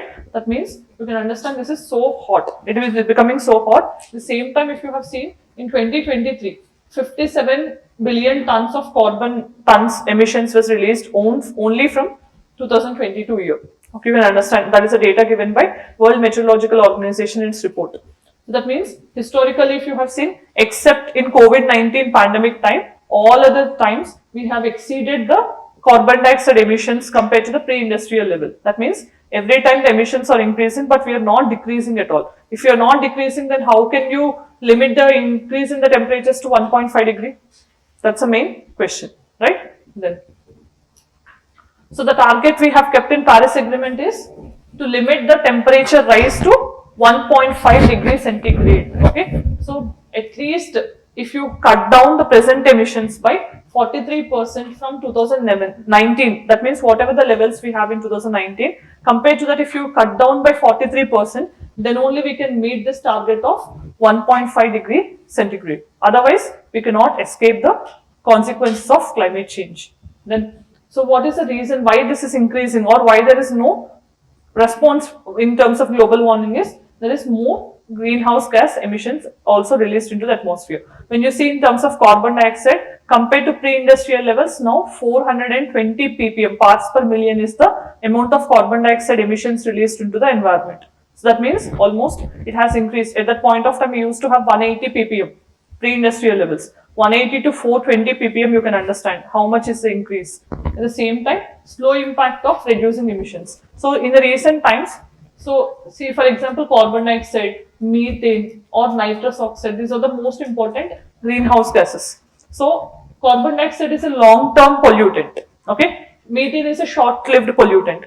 But if you see in recent times, if long-term pollutants are released more into the atmosphere compared to the short-lived pollutants, that means whatever the measures you take also, today you are not releasing, but yesterday whatever the pollutant you released will be staying long in the atmosphere. That is also causing the global warming, yes or no? In that situation, in spite of the previous emissions also, we are suffering because they're slowly reducing into the atmosphere, because most of the pollutants are long-lived pollutants only, except like black carbon, methane, only these are short-lived pollutants. Others are all long-lived pollutants. That emission rate is also high. That is also one major challenge. Then in the recent times, there is increase in methane as well as nitrous oxide emissions. This is also a situation which is not helping us in mitigating the impacts of climate change. Then what is the way forward? In these situations, what you can suggest the best? Moving to clean energy. You should always stop the using of fossil fuels or any unconventional sources of energy. We have to encourage. Then climate finance agreements. So you know, Green Climate Fund that was actually promised in 2010. $100 billion of green climate fund should be given every year, annually by developed countries. Okay, so if they give $100 billion, this money will be used by developing countries for mitigating the impacts of climate change. But not in a single year also $100 billion was given by developed countries. That is the main difficulty. Then enhanced carbon reduction commitments. So we are enhancing the commitments. Okay, so even if you have seen here also in India, Panchamrit principles. Previously we used to have this as 175 gigawatts. If you have remembered, we have initially kept 175 gigawatts by 2022. Okay, but recently only we have crossed 200 gigawatts in last month itself. Okay, so you can understand that means although we have increased 175 to 500 gigawatts, are we able to reach that particular target is a question. We are keeping enhanced targets, but how far are we going to realize that is the question, right? So we'll see this later on again. So you can see here, invest in carbon capture technology. Carbon capture means what? Any carbon released into the atmosphere is harmful. If you capture the carbon dioxide released and store into the underground or in the rocks or in the ocean, then it is safe. It doesn't pose a threat. So carbon capture as well as sequestration. Those type of technologies if you develop, that is good. Okay. Then focus on methane reductions. Methane is a short-lived pollutant, but it has a high global warming potential. So it will be released from landfills, agriculture, cattle, okay. So waste sites also, landfills, etc. So from these things, it is getting released. So, but we have to release this, we have to control these emissions as well. So these are the way forward or the things which you need to do to curb the emissions. So when you talk about India, this is very much important. You need to keep in mind these 5 goals all the time, okay? Because in any climate change related answer, you can write these things, okay? Very important principles. Panchamrit, 5 principles. First one, 500 gigawatts of non-fossil energy by 2030. Earlier, the target is 175 by 2022.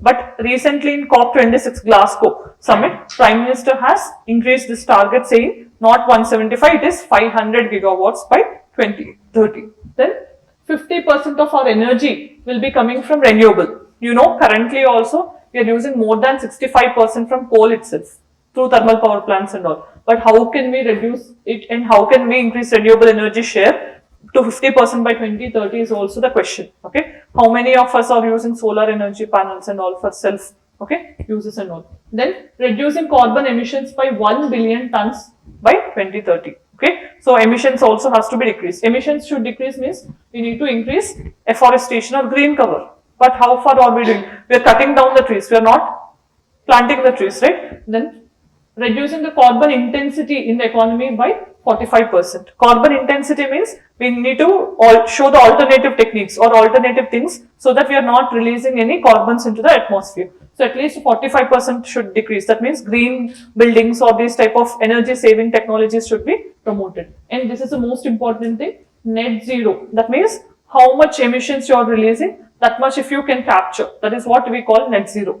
Okay, that means it is not like you don't emit anything. How much you are emitting, if you are absorbing the same thing to, like, see for example, if I have emitted 5 tons of emissions, if I plant some trees and if those trees are able to sequester same amount of thing, then that is what we call net zero. Okay, net zero by 2070, that is the target. Okay, but European Union is the very first group you can say which has kept this target by 2050 only. They wanted to achieve this, European Union as a whole. Okay, and the same time in the mission life, this is important project, okay, or an initiative which was spearheaded by our Prime Minister only in Glasgow summit. Life means our life, daily lives also should be integrated with environment. Sustainability should be there, okay. In that way, he has given this concept. So individual and collective action towards lifestyle for environment, okay. Lifestyle changes should be in terms of environmental things. In that way, he has given this concept also. So these are very much important. Please do remember these 5 and try to mug up, okay, and try to write in your answers. It will be like a value addition. Then this is a previous year question asked on climate change. You can see here 21 they have asked, 22 also they have asked. You can understand regarding the same topic, okay. Why they're asking repeatedly is because of the increase in importance towards the climate change. So read the question, discuss global warming, mention its effects on global climate, explain the control measures to bring down the level of greenhouse gases which cause global warming in the light of Kyoto Protocol 1997. 2022 question. Describe the major outcomes of COP26. Why? Because in COP26 only our Prime Minister has given Panchamrit principles. Okay. Then to UNFCCC, what are the commitments made by India in this conference? See, when such announcement was done, because of the Paris Agreement, every country has pledged that we will keep a target for ourselves, okay, to meet the target of 1.5 degrees centigrade. As part of that only, we have given this Panchamrit principles. And when we have announced, immediately they have asked a question. COP26 in 2021 only, and then immediately they have asked this question, okay. So you can understand that is the importance of climate change. Next, RNA versus DNA editing, okay. So I just told you, RNA editing was successfully conducted for the very first time in the clinical experiments, okay. So what is RNA editing and what is DNA editing? So I just told you as RNA editing means, so you know RNA main role is what? Protein production. See, main role as I just told you is in transcription as well as in translation. Okay, so and also RNA interference also is one thing which we have. So transcription means what? DNA if it is converted into mRNA. That means if you copy the DNA onto mRNA and that mRNA will take that to the protein site factory or ribosomes. Alright. So this is what? DNA to mRNA, we call it as transcription. And when mRNA is getting translated into protein, we call it as translation. Okay, this is the main role. That means it doesn't have the genetic makeup and all, but it is helping in converting the DNA into protein. That is the main role done by RNA in a human body. The same time, RNA also plays another role. For example, if you are undergoing so much stress, so what happens? Cortisol production will be very high in your human body. At that point of time, so much of hormone, cortisol hormone will be produced in the human body. That may lead to some problems. Okay, so like anything can happen out of stress, right? So that means at that point of time, RNA has a role to regulate. That means it has to stop cortisol production, because if that is not there, then it may lead to some health implications. In that way, you need to ensure that some type of hormonal imbalances or whatever the overproduction of some hormones is there, that is getting regulated. So you need to ensure that these things are happening by RNA. Then what is the main thing here? What is the definition of RNA? To make precise changes. So here you need to understand DNA in general, as I told you. In one exam in the morning also I told you. So if you have to strike down one particular letter, if you strike down entire letter, that is what we call it as DNA editing. Okay, that means you can change the entire structure. But if you want to make a precise change in any particular location, it is RNA. Okay, so but what is advantage and disadvantage? So when you see here the differences also, we also have discussed this particular thing. To correct errors in the RNA also, before translation of proteins only, we can use this RNA editing. So in the mechanism, what happens is, here also we are using enzymes. There we have used Cas9, right? But that Cas9, what is the difference between this and this is, in DNA we are using Cas9 enzyme, which was taken from bacteria. Okay, I told you CRISPR-Cas9 is a mechanism naturally seen in bacteria, and we are taking that and we are implying the same thing in the human body. So, but here, these enzymes, if you see here, ADAR, what is the enzyme naturally we are doing, that is naturally present in the human body. That is the another advantage. That means, when you are taking an enzyme from the bacteria, and you are using it in the DNA editing, sometimes because of that some reactions may be occurred in the human body. But when you are taking naturally occurring enzyme in the human body, and that is what used in RNA editing, it will show less reactions comparatively. That is the advantage of RNA editing over DNA editing. Okay, this enzyme in RNA editing is being taken from the human body itself, naturally occurring enzyme.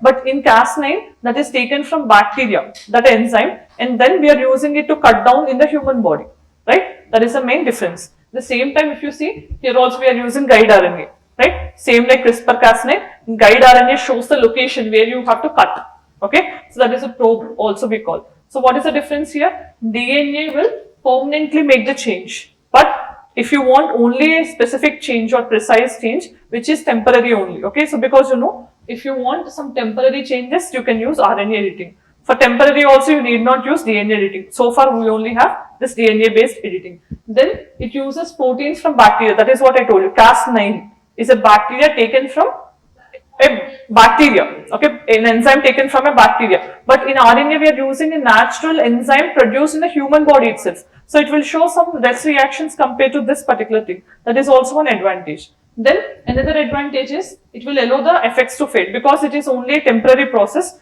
In case if you are having the result, you can stop the process.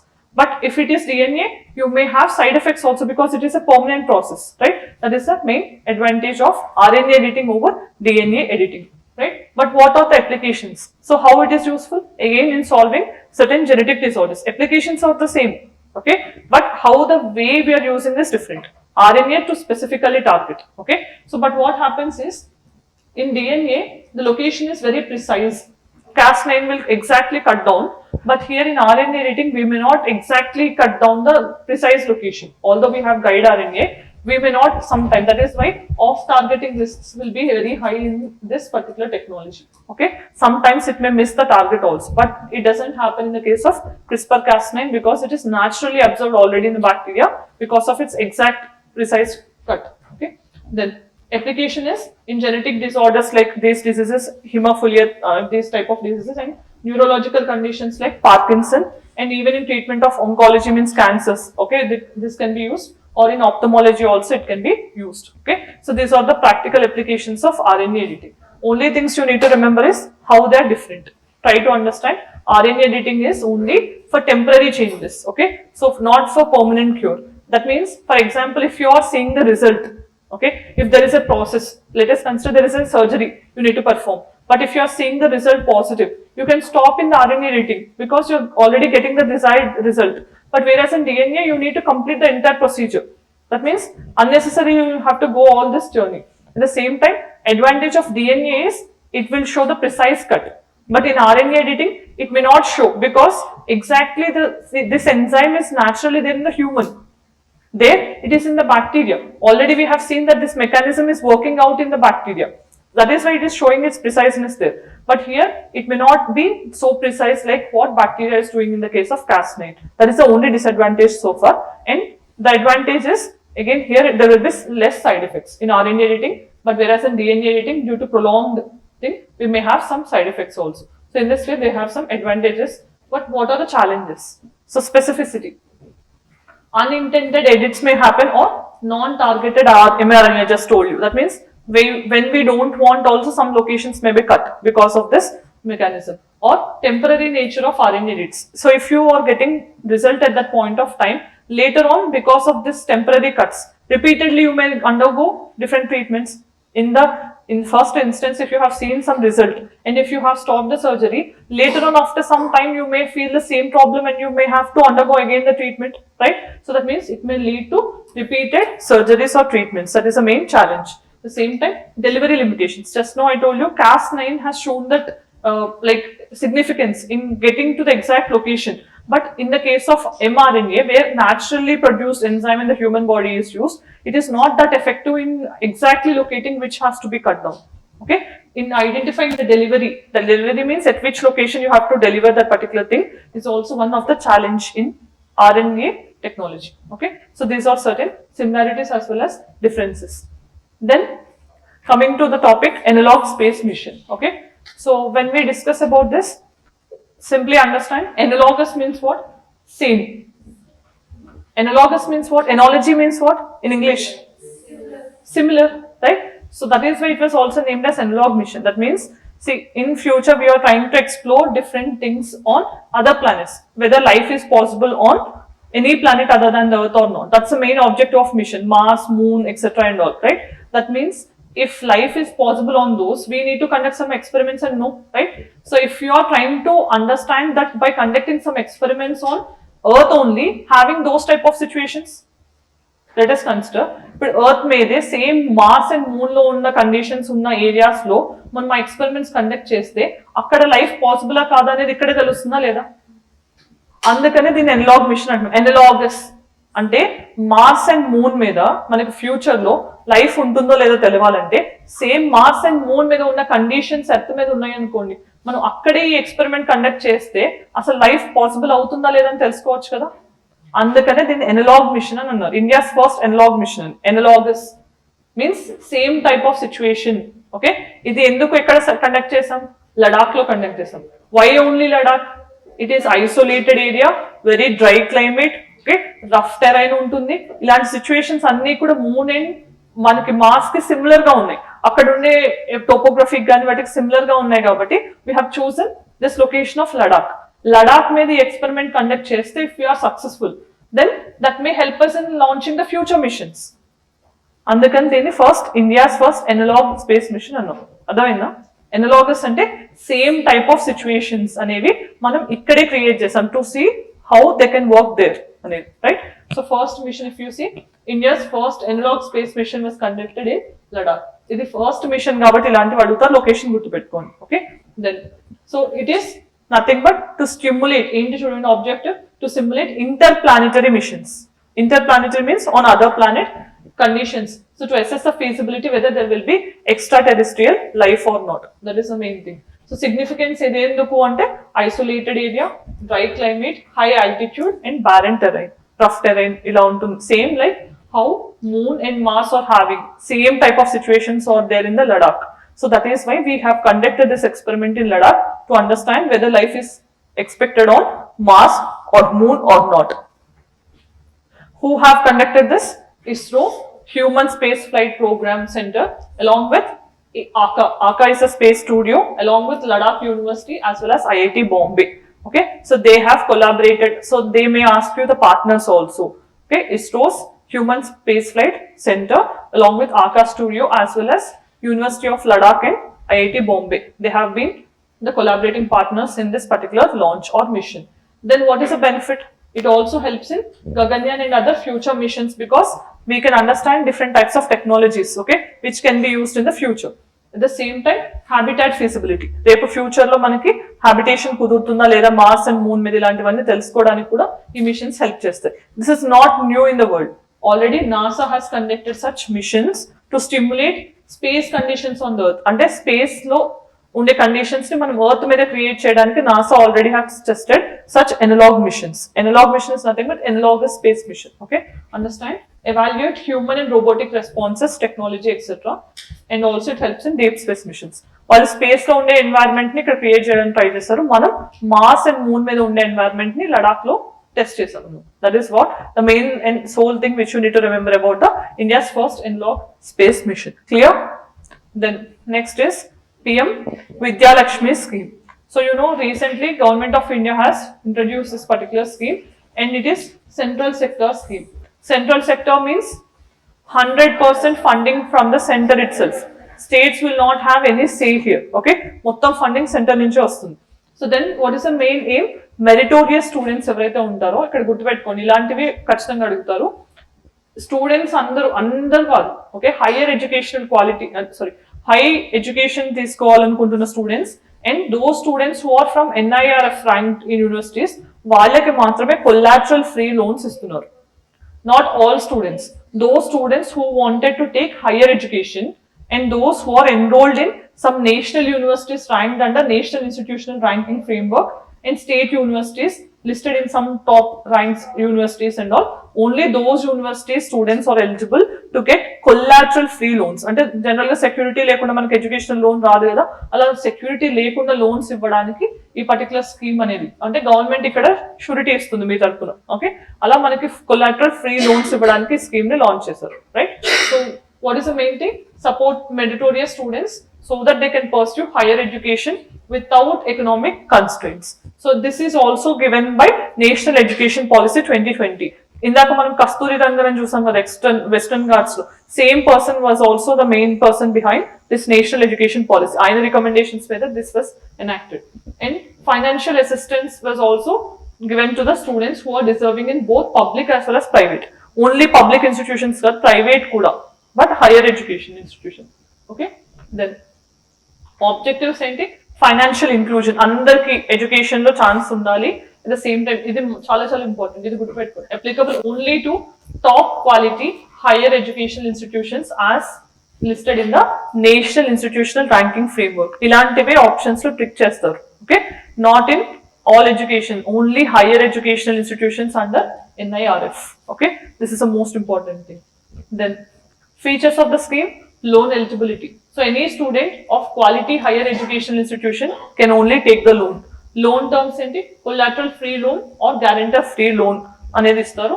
And institutional coverage, if you see NIRF లో top 100 loan na both government as well as private institutions and state government institutions ఏవైతే 101 నుంచి 200 rank bracket లో ఉన్నాయో వాటితో పాటు central government institutions కూడా eligible. Okay, that means both central and state, public and private also, but they has to be listed in the NIRF rankings. అలాంటి యూనివర్సిటీలో చదివే వాళ్ళకి మాత్రమే ఈ లోన్స్ అనేవి అప్లై అవుతాయి. అండ్ కవరేజ్ ఏంటో 22 lakhs స్టూడెంట్స్ కి ఇది అప్లై అవుతుంది అనేది గవర్నమెంట్ యొక్క data. Then so what is the main feature of the program? Interest subsidy. So ఎవరైతే వీళ్ళు ఎలిజిబుల్ ఉంటారో వాళ్ళకి ఎంత ఉండాలి? ఫ్యామిలీ యాన్యువల్ ఇన్కమ్ 8 lakhs లోపల ఉండాలి. అలాంటి వాళ్ళకి ఈ లోన్ అనేది వస్తుంది. And then subsidy 3% interest subvention అనేది ఇస్తారు ఆన్ 10 lakhs వరకు లోన్స్ వరకు వాళ్ళకి సబ్వెన్షన్ ఇస్తారు, తగ్గిస్తారు. అండ్ బెనిఫిషియరీ ప్రయారిటీ ఎలా ఇస్తారు, స్టూడెంట్స్ ఇన్ గవర్నమెంట్ ఇన్స్టిట్యూషన్స్ కి ఎక్కువ ఫస్ట్ ప్రయారిటీ ఇస్తారు compare to the private educational institutions వాళ్ళకి.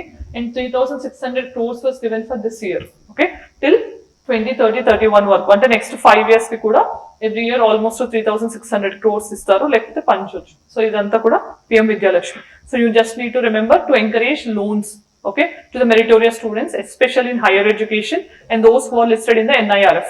Public, private, government and state, both are included here. Then, so also there will be a united digital platform also, unified platform called Vidya Lakshmi only. So this is run by Department of Higher Education, okay. They will provide the application process. So how to apply for the loan, how to get the loan and all, that is maintained by this particular portal, PM Vidya Lakshmi portal, a unified digital portal for accessing the loans. Next topic is Horn of Africa. Why this topic is in news? Because in the recent times, 4 countries who are part of Horn of Africa, they're suffering from food insecurity, okay. So this region is in between the equatorial region and Tropic of Cancer. So it lies in the arid region also. Arid region and less rainfall, less precipitation and all, because of which food also is very less in this particular region. So very much important, Horn of Africa. See, this is the blue colored region. Eritrea, Djibouti, Somalia, Ethiopia. SEED and గుర్తుపెట్టుకోండి, SEED. మీకు గుర్తుండాలంటే, okay, that's a mnemonic you can use. Okay, Somalia, Eritrea, Ethiopia and Djibouti, right? Very much important. And దాంట్లో Ethiopia అనేది landlocked country, ఇది గుర్తుపెట్టుకోండి, okay. ఇది ఇలాంటి questions కూడా అడుగుతారు, రైట్. అండ్ ఇవన్నీ కూడా, ఇవి కాకుండా ఉన్నాయి చూసారా, ఇవన్నీ కూడా మనకి సొమాలి పెనిన్సులాలో ఉన్న కంట్రీస్. సొమాలి పెనిన్సులా అంటే ఈ హోర్న్ ఆఫ్ ఆఫ్రికాతో పాటు Sudan, Uganda, Kenya, Rwanda, Burundi and Tanzania ఇవన్నీ కూడా వస్తాయి అన్నమాట, okay. So why this is important, because you know, if you have seen ఇక్కడ మనకి Red Sea and Gulf of Aden అనేది ఉంది, okay. So major shipping route కూడా ఉంది. So it is very much important strategically. That is why if you have seen in Djibouti, China has established its military base also, so to keep a watch on the things which are going on in the Indian Ocean, right. So it is very much important. Djibouti లో చైనాకి military base ఉంది, right. So ఈ 4 countries seed of Africa. So ఇప్పుడు మనం horn of Africa ఇక్కడ మనం చూస్తే ఈ కంట్రీస్ చూసాం already. So part of horn of Africa is also part of Somali Peninsula. Just now I shown you, and this is a UNESCO biodiversity hotspot also. Like how manaki Western Ghats undo, same it is also one biodiversity hotspot, and it has arid type of climate. Okay, so because of which precipitation is also less. Then you can see here we have Socotra Island. Okay, ఇది Yemen కింద ఉంది చూసారా. Okay, so this is also so much close to Horn of Africa. Okay, ఇలాంటి locations ఇచ్చి ఇది ఎక్కడ ఉంది అని కూడా అడగొచ్చు. This is in the Arabian Sea. మనకి ఇది అరేబియన్ సీనే కదా, దీన్ని గల్ఫ్ ఆఫ్ ఎడెన్ అంటాం, ఓకే. ఇది రెడ్ సీ, ఇది Gulf of Aiden, right. So Yemen కి కింద సొకట్రో ఐలాండ్, ఇది యెమెన్ కి సంబంధించిన ఐలాండ్, ఓకే. ఇది గుర్తుపెట్టుకోండి. మ్యాపింగ్ పాయింట్ ఆఫ్ వ్యూలో ఇలాంటివి కూడా అడగొచ్చు, ఎందుకంటే ఈ రీసెంట్ గా యెమెన్ నుంచి కూడా మనకి హౌతీ రెబెల్స్ ఇష్యూ న్యూస్ లో ఉంది కాబట్టి they can ask you these type of specific things, okay. This is one. Then Socotra Island is a small island off the coast of Somalia in the Indian Ocean, and it is considered to be part of Africa. కానీ దాన్ని ఎవరు control చేస్తున్నారు, Yemen control చేస్తుంది, okay. ఆఫ్రికాలో part అయిన అంటే మనకి French Reunion island Indian Ocean లో ఉంది కదా, ఫ్రెంచ్ కంట్రీ అది ల్యాండ్, కానీ ఇండియన్ ఓషన్ లో ఉంది, overseas territory. If you have seen even in the recent times UK and Mauritius, Chagos archipelago విన్నారు రీసెంట్ గా, Chagos archipelago, Diego Garcia, no Mauritius తెలుసా మీకు, ఇండియన్ ఓషన్ ఇక్కడ ఎక్కడో ఉంది కదా మారిషస్, ఓకే. సో మారిషస్ ని ఒకప్పుడు యూకే కొలనైజ్ చేసినప్పుడు వాళ్ళు ఈ ఐలాండ్ తో పాటు కొన్ని ఐలాండ్స్, మారిషస్ కి సంబంధించిన ఐలాండ్స్ అన్ని పెట్టుకున్నారు వాళ్ళ దగ్గర. తర్వాత వాళ్ళు ఏం చేశారు, దీన్ని యుఎస్ కి లీజ్ చేశారు. డియాగో గార్షియా అనేది one of the island in Mauritius, మొత్తం Chagos Archipelago, that was leased by UK. Understand, UK has colonized it and UK has leased it to USA, okay. US దాని military base establish చేసుకుంది. తర్వాత Mauritius కి independence వచ్చింది. Independence వచ్చి Chagos archipelago అనేది ఇంకా UK control లోనే ఉంది. Chagos archipelago, archipelago means group of islands, okay.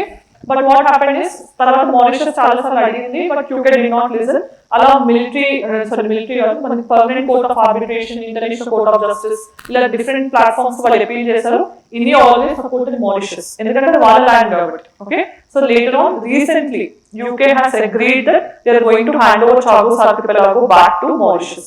Okay, Diego Garcia, Chagos archipelago Mauritius point of view important, అది గుర్తు పెట్టుకోండి. ఓకే, ఎందుకంటే UK ఒక ఓవర్సీస్ టెరిటరీగా ఉండేది మొన్నటి వరకు, ఇప్పుడు Mauritius కి కంట్రోల్ ఇచ్చేస్తున్నారు అది, రైట్. సో ఇలాంటి న్యూస్ లో ఉన్న ఏరియాస్ చాలా important examination.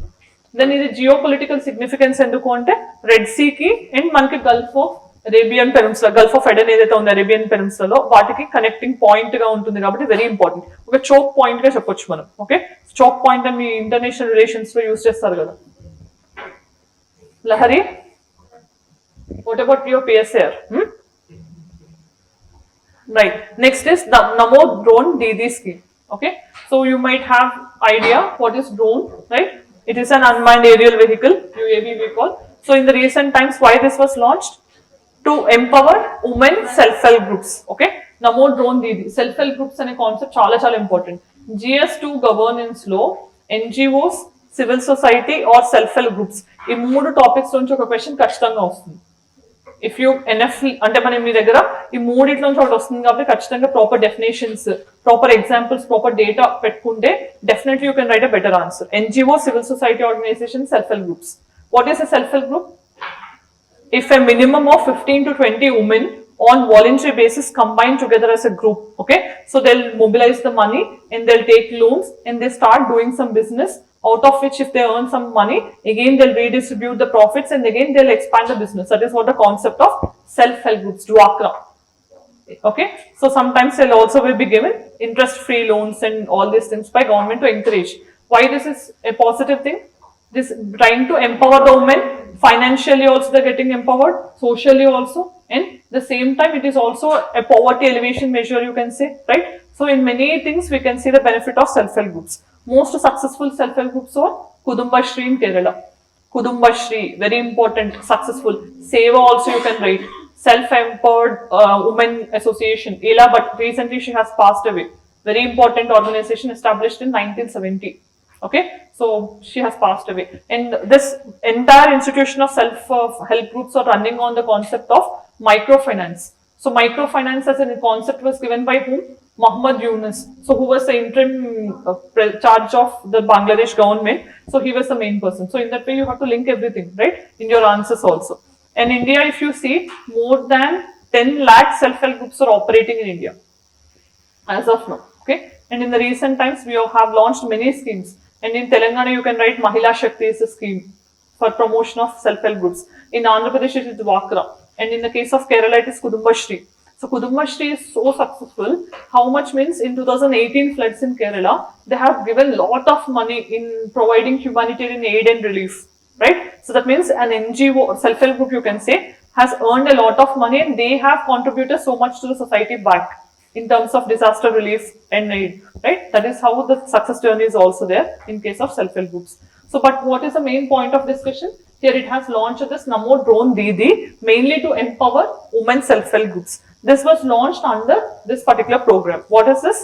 Deen Dayal Antyodaya Yojana National Rural Livelihood Mission. Okay, that is a poverty elevation program launched by Government of India with respect to rural livelihood implementation. Then to provide self-help groups with drones so that they use these drones in agriculture to increase their productivity and enhance their income, right? That is a main thing. Lakpati Didi scheme also you have, right? To ensure that at least 1 lakh they'll earn in the year and all. In that way they're trying to ensure. So who are going to implement this? Department of Agriculture under Ministry of Agriculture. The same time Ministry of Rural Development also. Remember these things. They can ask this also, right? Then next topic is Caribbean community, right? Why this is a discussion? Because in the recent time, India as well as CARICOM community has held second joint summit. Okay, so these are all the countries. Let us just see the countries. Bahamas, you have, this is one country, Jamaica, Haiti. You know, in the recent times, Haiti is also in crisis. What is the name of the operation that we have launched in Haiti? Rescue operation in Haiti. Operation Ganga, operation Kaveri ఇట్లాంటివి launch చేస్తాం తెలుసా మీకు? హైతీలో కూడా crisis వచ్చింది మొన్న 6 months back. Which operation is that we have launched in Haiti to evacuate all the persons? 150 members or 130 or ఎంతో ఉన్నారు అక్కడ ఇండియన్స్. వాళ్ళని ఎవాక్యుయేట్ చేసి పక్కన ఉన్న డొమినికన్ రిపబ్లిక్ లోకి మళ్ళీ మనం ట్రాన్స్ఫర్ చేసాం వాళ్ళని ప్రస్తుతానికి ఆ టైంకి. What is the name of the operation? Operation ఏంటి? ఆప్షన్స్ ఇవ్వాలా? For PSR students I don't give. మీరే అసలు అయ్యారు నాకు చెప్పాలి. That's not my problem. That's not my problem. That's not my problem. It's your problem only. You people have to teach others here. Okay. So I'll ask the question then. Okay. Keep in mind. Okay. So then Saint Kitts as well as Nevis Island, Operation Kaveri. ఏమైంది?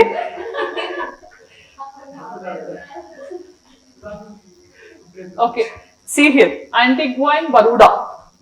These are the countries. And Montserrat is one, Saint Vincent as well as Grenadines, Dominica, Saint Lucia, Barbados, and at the same time Grenada, Trinidad and Tobago. ఇక్కడ కూడా చాలా Indian population ఉంది ఈ కంట్రీలో. ఇక్కడ Indian president కూడా ఎక్కువ Indian origin ఉన్న పర్సనే ఉంటారు. And French Guyana, you know, in SNT I told you many times, French Guyana, we have launched many satellites also. This is a French Guyana. సురినమే. ఈ సురినమే, Trinidad and టొబాకోలో చాలా మంది Indians ఉంటారు. ఎందుకంటే అప్పుడు బ్రిటిషర్స్ టైంలో వీళ్ళని ఇండెంచర్డ్ లేబర్స్ గా తీసుకెళ్లిపోయి అక్కడ వర్క్ చేపించారు. వాళ్ళు అక్కడే సెటిల్ అయిపోయి Indravati, right, Indravati. So these are the things. Okay, so these are the countries which are part of CARICOM community. 15 countries are part of it, along with 3 associate members are also there.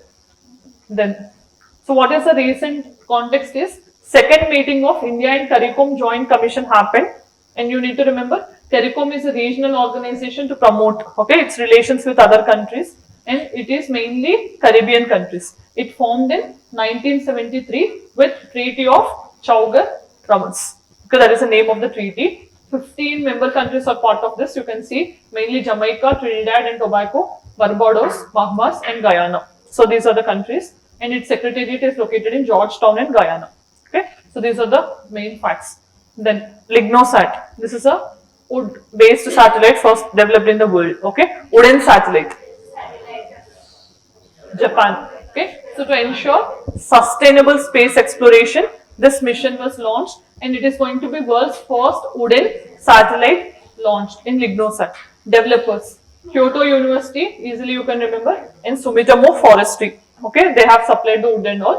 So it is going to be launched by SpaceX rocket, and it is expected to help in International Space Station. You know, right? Then, so what is the mission purpose? To check whether wood can be resilient for space operations or not. The same time, material benefits is because of lightweight. Okay, it is not having much resistance to shattering, and it is also having less pollution because when it re-enters also it will burn up.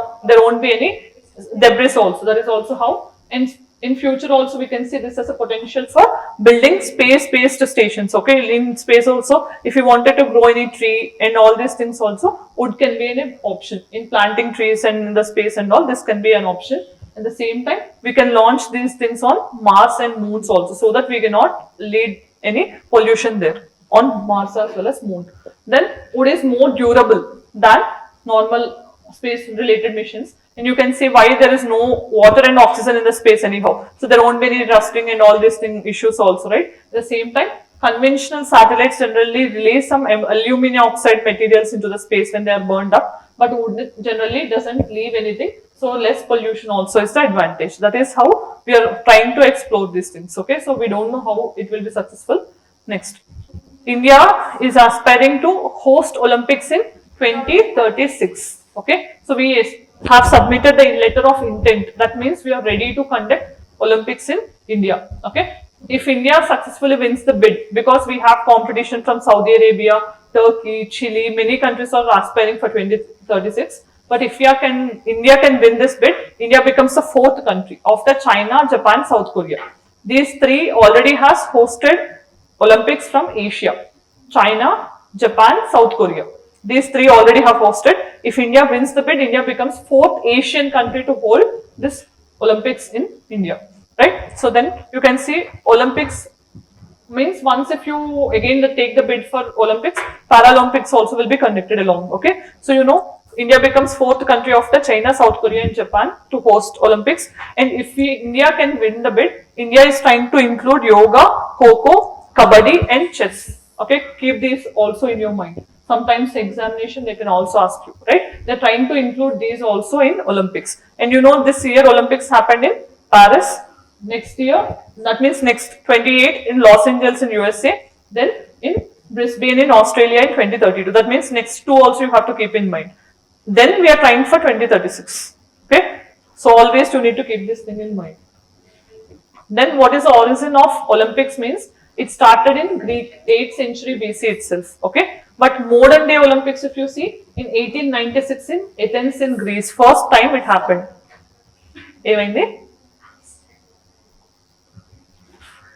Okay, Olympic motto you can see, this is a motto which translates to Latin as faster, higher and stronger. That's the logo or the meaning of the Olympic motto.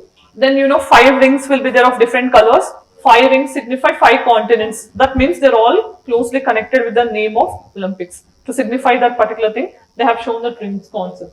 And then Olympic flame also, that flame also, generally it will be lit in Greece and then it will be carried to that particular host location of Olympics, and that is also one thing which will be used to start that opening ceremony and all. That is what the story you need to remember. Okay, so this is a year you need to keep in mind when it started, and it started in Athens in Greece.